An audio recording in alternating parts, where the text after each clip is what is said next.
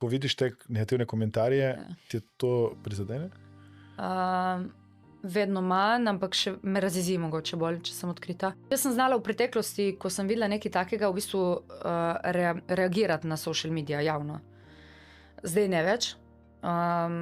Zdaj mogoče reagiram bolj tako mirno z nekim, ne vem, pojasnilom ali pa pač. Dobro, na zadnji sem res malo bolj burno reagirala, ko mi začnejo s temi kitajskimi robami, ki pač res, dej, pomisli, zakaj je neka cena tašna. Mislim, res, ne morem, viš, že zdaj me stregira. Ako ti rečejo, ja, neko kitajsko robo prodajate za toliko in toliko. Stari, toliko je dela v ozadju, toliko je truda, toliko je pač, da gledaš na quality control, toliko... Mislim, od 16. leta sem se trudila priti do te točke, ki sem. In pol ti nek klinac tam, ki ne ve, kaj delati, napiše, kitajsko robo prodajate, ki bi ga probal. Pač, te se ti loti, pa da te vidimo, razumeš. Ja, me zmoti.